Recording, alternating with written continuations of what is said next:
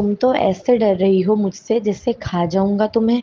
अपना एक हाथ दरवाजे पर टिकाकर उसके करीब खड़े होकर फुर्सत से उसके कपकपाते वजूद को देखते। जब वो बोला तो आफिया को अपनी जान निकलती मालूम हुई। मुझसे निकाह कर लें प्लीज। बमुश्किल अपने वजूद में हिम्मत जमा कर मिन्नती अंदाज में बोली।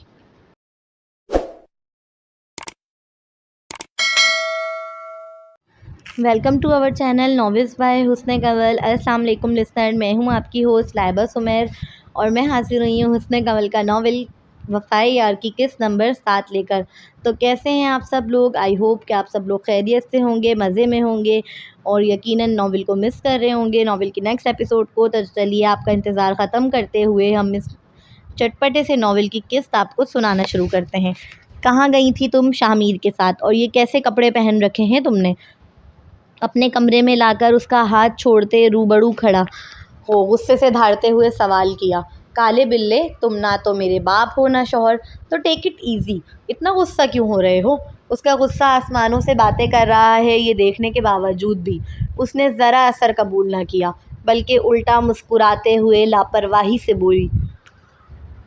उसके जुमले सुन आमन दांत पीसते तेज़ी से बोला, माना बाप और शोहर नहीं, मगर फिर भी मेरी इज्जत हो तुम, बिल्कुल इसी तरह शाहमीर की भी हो। मत भूलो तुम और शाहमीर एक ही मकाम पर फाइज हो। नहायत ठंडे मगर जताते हुए लहजे में जवाब दिया। साथ साथ मुड़कर जाने लगी। सुबह उसका पेपर था और उसने बुक तक खोलकर नहीं देखी थी। वो जल्द से जल्द तहखाने में जाना चाहती थी ताकि कुछ पढ़ाई कर सके। तुम्हें तहखाने से शाहमीर ने बाहर निकाला? अपने दोनों कज़न से आमन की ज़रा भी नहीं बनती थी, ख़ास तौर पर शाहमीर से। वो जानना चाहता था कि क्या चल रहा है शाहमीर और उसके दरमियान। शाहमीर जैसा मतलबी व मगरूर शख्स बग़ैर किसी मतलब के जोनी को दादा के हुक्म के ख़िलाफ़ जाकर बाहर क्यों निकालने लगा? क्या ऐसा कुछ था जो उनके दरमियान चल रहा था और उसे ख़बर नहीं? यही सोच वो मज़ीद आग बगोला हुआ। ऊपर से जोनी का ठंडा लहजा और शाहमीर को उसके बराबर कहना उसके गुस्से के पारे को मज़ीद हाई कर गया। उसका नाजुक बाजू दबोच कर वापस अपने रूबरू खड़े करते दांत पीसते हुए इस्तिफ़सार किया। इसके गुस्से का पता उसकी सुर्ख होती नाक व गाल दे रहे थे। हाँ, कोई और लड़की उसकी जगह होती तो यकीनन उसके गुस्से में डर जाती, मगर मुकाबिल जोनी थी। बजाय डरने के उसके लाल होते चेहरे से वो खासा महजूज हुई। मज़ा आ रहा था उसका लाल पीला चेहरा देख।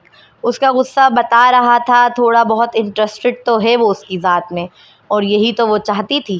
खासा लापरवाही से जवाब देते उसका हाथ अपने बाजू से झटका। और मैं जान सकता हूँ क्यों? उसकी एक हाँ कानों से धुआं निकाल गई थी मुकाबिल के। वो तैश में आकर उसकी नाजुक कलाई पकड़कर कमर के पीछे ले जाकर मरोड़ते एक एक लफ्ज़ चबा चबा कर पूछने लगा। अपने गुस्से में आमन को ये भी ख्याल ना रहा कि कितना करीब आ गया है उसकी अचानक नज़दीकी से जोनी भी एक लम्हे के लिए साकित हुई। उसकी गुस्सीली निगाहें जोनी के चेहरे पर गड़ी थी। लग रहा था बस अभी खून कर देगा उसका। तुमसे तो आज तक मेरे लिए स्टैंड लिया जा नहीं सका, अब जब दूसरा ले रहा है तो तुम्हें इस पर भी मसला है। माना उसकी नज़दीकी दिलो दिमाग को एक नए शहर में जकड़ गई थी, मगर वो अपना मकसद नहीं भूल सकती थी।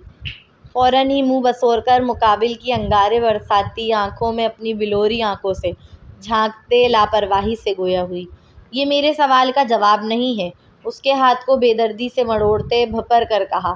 अगले ही पल वो दर्द से कराह कर बोली, आह काले बिल्ले, तकलीफ़ हो रही है मुझे।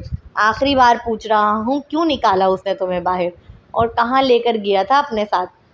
इसके दर्द से कराते चेहरे को बगौर देख रहा था वो, मगर तरस न खाया।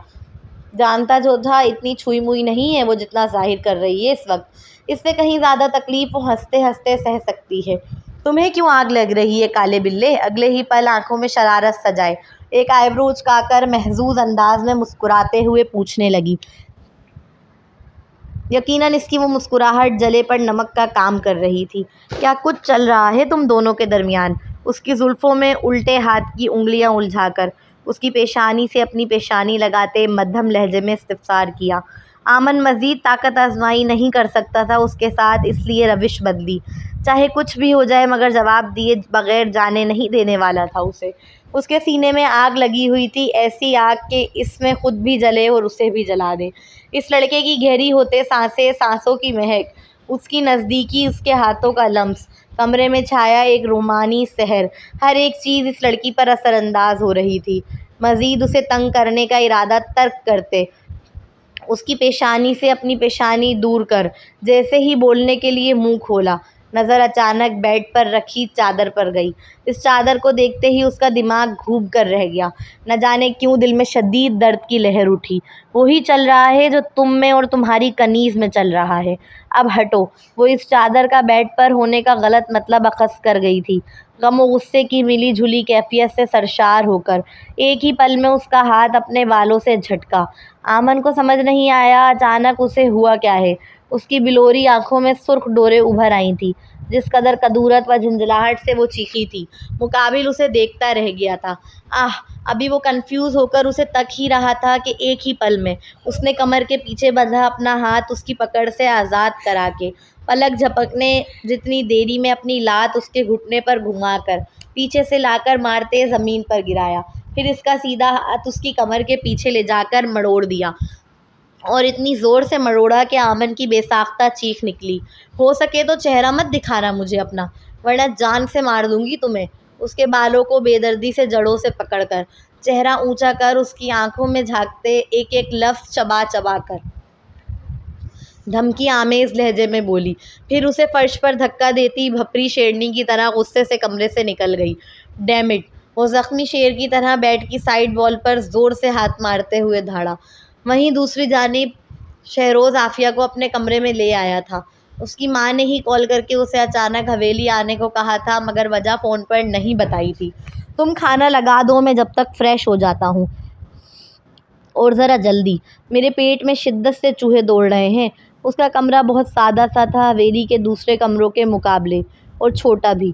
صوفے کے قریب رکھی شیشے کی میز کی جانب اشارہ کرتے وہ تیزی سے واش روم کی جانب بڑھ گیا۔ وہ ڈری سہمی لڑکی میز پر کھانا سجانے لگی، سارے غم اپنی جگہ مگر پیٹ کی آگ اپنی جگہ۔ کھانے کی مہک سے ہی اسے بھوک لگ گئی تھی۔ وہ خاموشی سے صوفے کے نیچے فرش پر بیٹھ گئی اور سر صوفے سے ٹکا کر آنکھیں موند لیں۔ اپنی آنکھیں شدید رونے کے سبب جلتی معلوم ہوئیں اسے۔ بھوک بھی بڑی عجیب شے ہے، انسان کو کتنا مجبور کر دیتی ہے، یہ وہی سوچتے سوچتے پھر سے رونے لگی۔ دل نہیں چاہ رہا تھا کھانا منہ سے بھی لگانے کا، مگر جسم وہ مرتا معلوم ہوا اس کی چاہ میں۔ کیسی محبت ہے یہ تمہاری عافیہ! رافع نے تمہارے لیے جان دے دی، اور تم ایک بھی دن اس کے غم میں بھوکی نہیں رہ پا رہی۔ وہ خود کو ملامت کرنے لگی، مگر غلطی اس بیچاری کی نہ تھی۔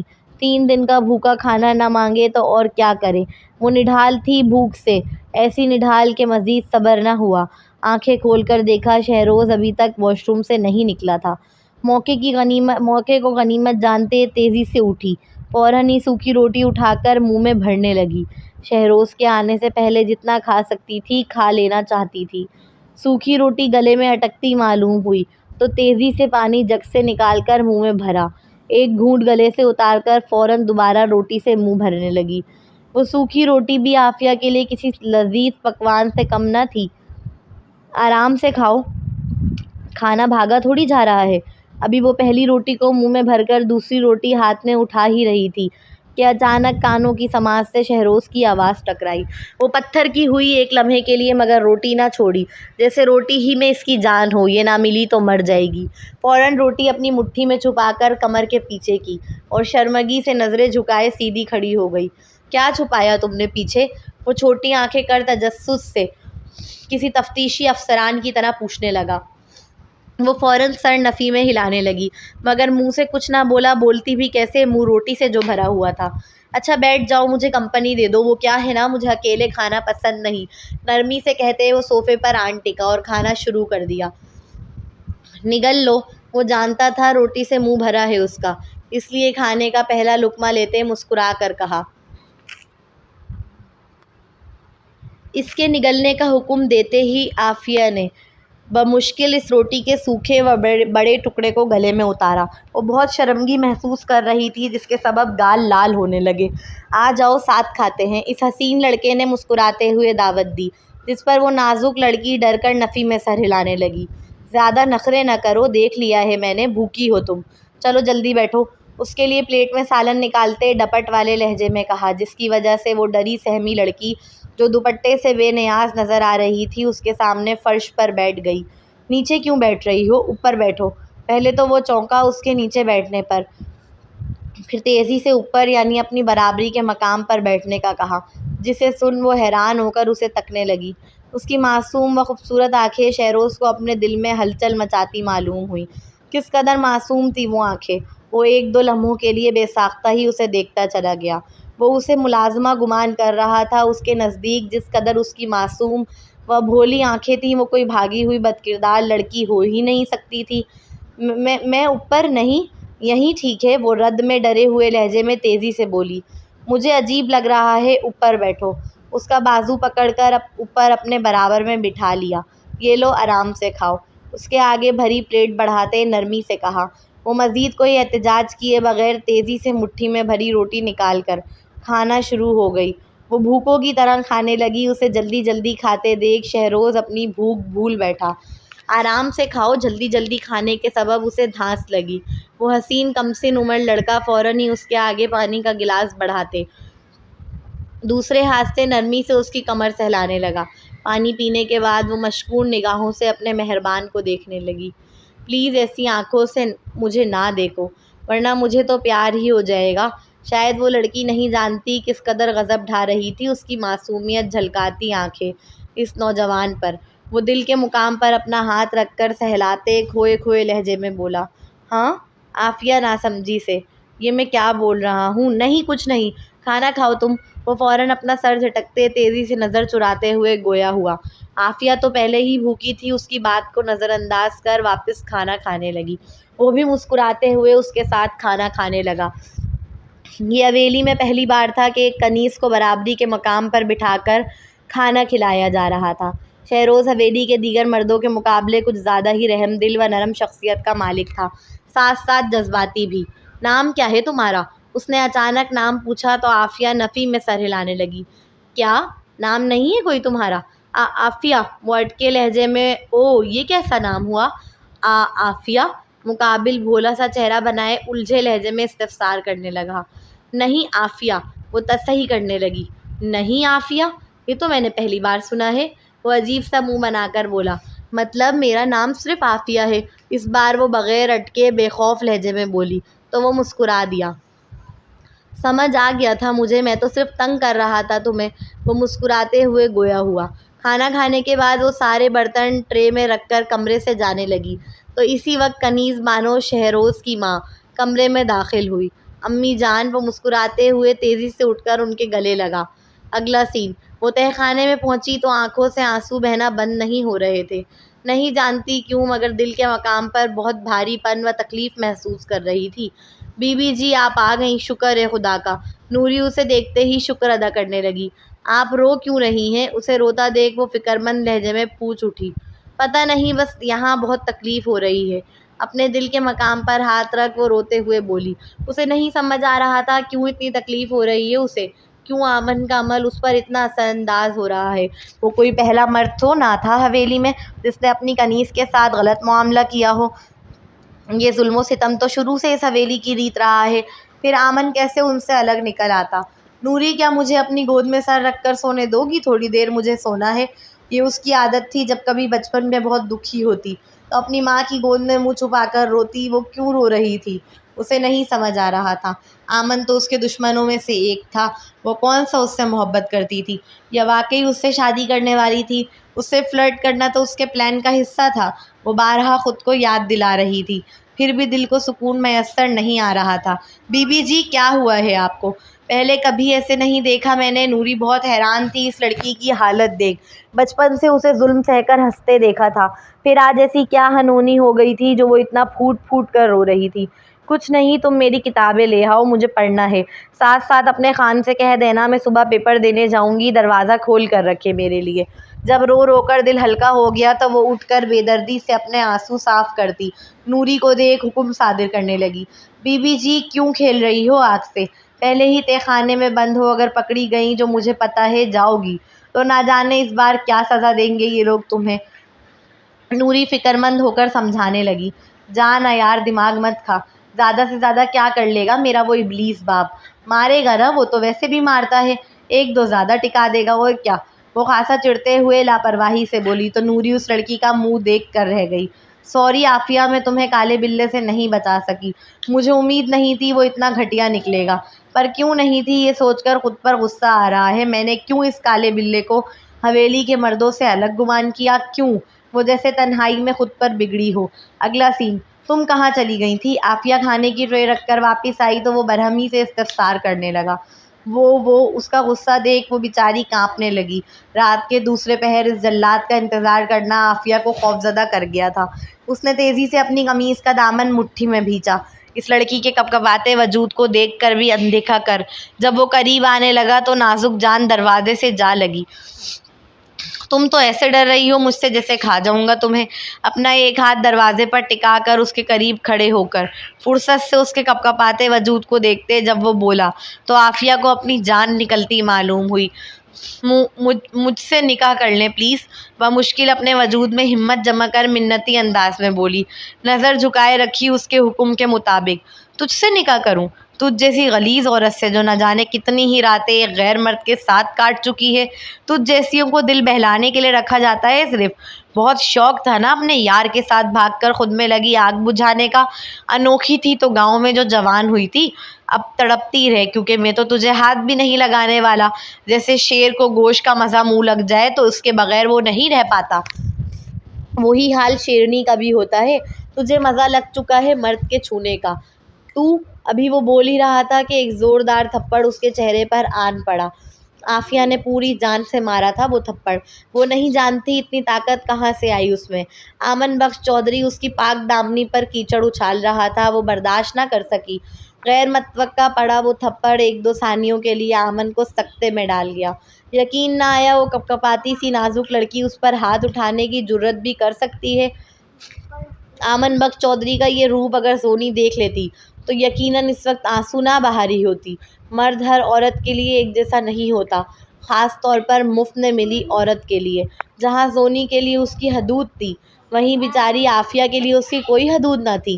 زخمی شیر کی طرح بھپر کر اگلے ہی پل اس کا گلا پکڑ کر دبانے لگا۔ دباؤ گلا، ٹھیک طرح نہیں دبا رہے تم، میں سانس لے پا رہی ہوں ابھی۔ اسے لگا تھا وہ ڈرے گی، بھیک مانگے گی اس سے زندگی کی، مگر الٹا وہ تو اسے اور اکسا رہی تھی کہ جان سے مار دے اسے۔ وہ کون سا جینا چاہتی تھی؟ کیا وہ نہیں جانتی تھی کنیز بنا کر اپنی ہوس کا نشانہ بنائے گا یہ جلاد دن رات اسے؟ سزا کے نام پر اس کا جسم نوچے گا جس کا اس شخص سے کوئی حساب نہیں۔ اگر بالفرض اس نے کوئی گناہ کیا ہے تو اس کا اور اس کے رب کا معاملہ ہے۔ اس کا جسم نوچ کر اپنی ہوس کا بار بار نشانہ بنانا یہ کیسے درست ہو گیا؟ بار بار سزا بھگتنے کے بعد بھی وہ گندی ہی رہے گی اور اسے سزا کے نام پر اپنی ہوس کا نشانہ بنانے والا مرد ہمیشہ پاک ہی رہے گا، عزت دار ہی رہے گا، اس کی شان میں کوئی کمی نہیں آئے گی دنیا کے سامنے۔ وہ ایک لڑکی کی زبردستی عزت لوٹ کر جب صبح کمرے سے نکلے گا تو ماں پہلے کی طرح گلے لگائے گی، جبکہ وہ خود ایک عورت ہے۔ اس کی دادی اس کا ماتھا چومے گی جبکہ وہ بھی ایک عورت ہے۔ اس کی پھپھو، چاچی، خالہ سب پہلے کی طرح اس پر واری جائیں گی جبکہ وہ سب بھی عورتیں ہیں۔ واہ رے عورت، واہ رے انصاف! شاید تبھی عورت کو جاہل رکھا جاتا ہے اور ان کی سوچوں کو محدود، کیونکہ پڑھ لکھ لیں گی تو ایک دوسرے کے حقوق کے لیے لڑیں گی۔ پھر کوئی عورت کسی دوسرے عورت کو نوچنے نہیں دے گی، اپنے بیٹے، پوتے، باپ، بھائی، داماد کو۔ اس کے پاؤں زمین سے اٹھ گئے تھے، سانس گھٹنے کی سبب وہ پھڑپڑانے لگی۔ اس کا چہرہ مکمل سرخ پڑ گیا تھا، آنکھیں ابل کر باہر آنے لگی۔ اسے لگا وہ مر گئی، اس کی روح کو نجات مل گئی، اب وہ بھی اپنے ماں کے پاس پہنچنے والی ہے۔ بس کہ اچانک آمن نے اسے زمین پر پٹک دیا، جس کے بعد وہ گہری گہری سانسیں بھرنے لگی۔ چھوڑ کیوں دیا؟ مارو مجھے!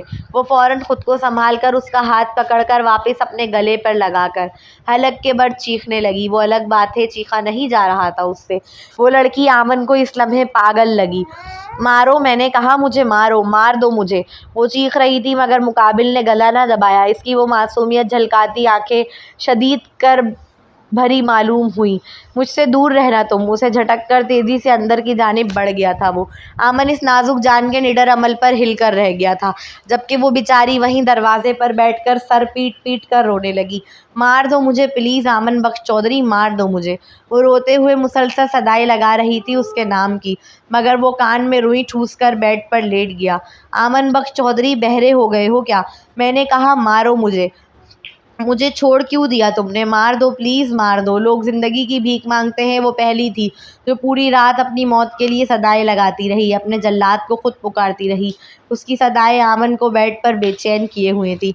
जी, तो क्या लगता है आपको आगे क्या होने वाला है इस नॉवेल में? आखिर कौन किसके साथ होगा, किसका कपल किसके साथ होगा? आफिया शहरोज़ या आफिया आमन? आमन ज़ोनी या शामिर ज़ोनी? कौन होगा, क्या होगा, कैसे होगा? ये सब जानने के लिए तो आपको नॉवेल पढ़ना पड़ेगा ना। तो चलिए नेक्स्ट एपिसोड का वेट कीजिए। चैनल को सब्सक्राइब नहीं किया तो सब्सक्राइब कर दीजिएगा। एपिसोड अच्छी लगी तो लाइक करना नहीं भूलिएगा और अच्छे अच्छे से कमेंट्स दीजिएगा, ठीक है? आपके कमेंट्स जो हैं उससे राइटर की हौसला अफजाई होती है, उन्हें